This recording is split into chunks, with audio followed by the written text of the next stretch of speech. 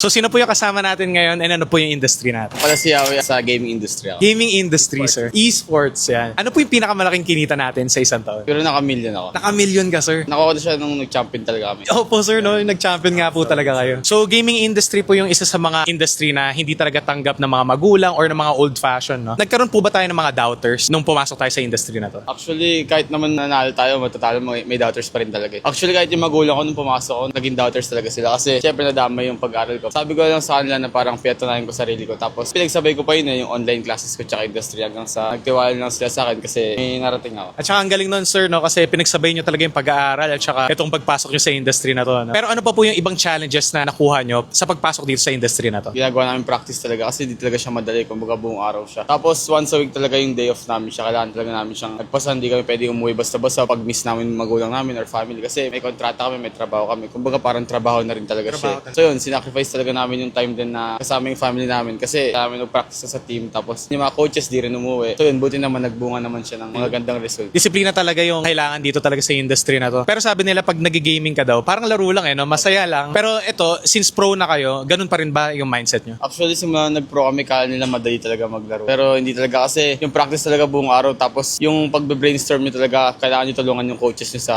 pag-practice time, screen time nyo talaga. Sa amin actually nun, bawal mag-cellphone pag-practice kinukuha talaga. Kasi yung iba minsan mag-aalta, magti-tiktok habang hindi pa start ng game. Nasa team yun, kailangan talaga disiplinado kayo. Kung gusto nyo talaga mag-champion, tulong-tulong talaga lahat. Ano po ba yung isa sa mga natutunan natin nung nag-champion po tayo? Ano po yung trait na nadala natin sa sarili natin na hindi natin matatanggal kahit kailan? Sa akin talaga pinakauna bago pa talaga mag-champion, nagsisimula pa lang ako. Pinapalaan ako ng magulang ko talaga na ano man marating ko talaga, huwag ka talaga makakalimot kung sino yung mga tumulong talaga sa'yo. Kaya nag-champion talaga kami noon, yun, nag-thank you talaga ako kay Boss D. Kahit wala siya noon, hindi na kami magkasama noon. Yun, dahil sa kanya nagsimula ako. Tapos yung mga nakasama ko nung mga una, yung Era 51 noon. Kung di ka naman talaga kinuha nung mga unang maging team bago ka mag-champion, hindi ka rin mag-champion talaga. Kasi hindi ka mapapansin talaga. Yun, tama yun, sir, no? Dapat hindi talaga lumaki yung ulo natin. And Huwag talikuran kung saan talaga ang galing yan. sabi nga ni Boss D, di ba? Humble beginnings, di ba?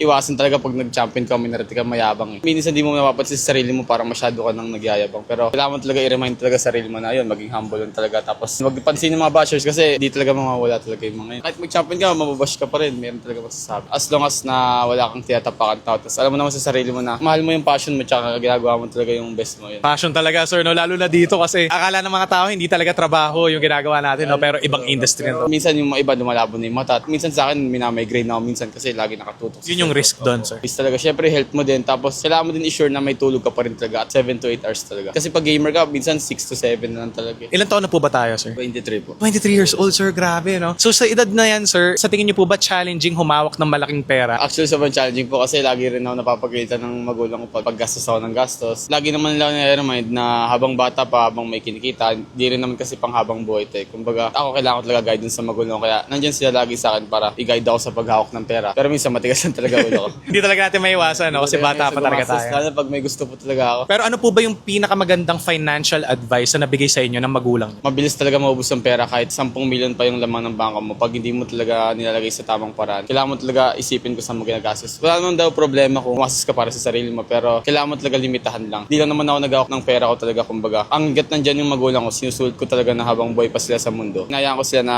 gabay lang nila ako. Hindi ko pinagdadamot naman yung pera ko, kumbaga. Hawak din nila yung bangko ko eh. Ang ganda nun, sir, no? Kasi we are mature enough na aminin na immature pa tayo pagdating sa pera. Kaya binibigay natin yung responsibility na yun sa mga magulang natin. So last question na lang po, Sir Yawi. Any advice po for the younger generation na gusto mag-succeed sa industry, na gusto nilang pasukin? Mga gusto nyo marating dyan sa mga pangarap nyo, natutunan ko to kay Giong eh. Pag umangat kayo, syempre may sabi na may habang kayo, pero pag baba nyo, isipin, nagpapabaya kayo. So as long as na wala kayong ginagawang masama tatapang tao, tuloy nyo lang talaga yung gusto nyo marating sa buhay. Practice na practice. Kasi lahat talaga sa proseso eh. Ako sa 6 years na ako sa esports. Bago ko napasok sa pro, di talaga naging madali as in. Tiwala yung process. Kasi yung mga tao, inintay lang nila lagi yung finished product nga sabi Yung nga. panalo lagi, no? Yung finished product, hindi nila nakikita yung process kung paano mo inabot yun. Hindi naman doon magtatapos yun. Kung dapat gutom pa rin kayo kahit ano man, passion, financially, pera, kung ano man gusto nyo marating sa buhay. Ako talaga ina-enjoy ko po talaga kung ano yung nasa harapan ko, kung ano yung nangyayari sa buhay ko. Control pa din syempre sa mga ganap sa buhay. Yun, kailangan yun control at saka maintain, no? Talaga ng ugali. You have a wonderful advice, Sir Yawi. So thank you so much for your time. Pleasure to meet you po.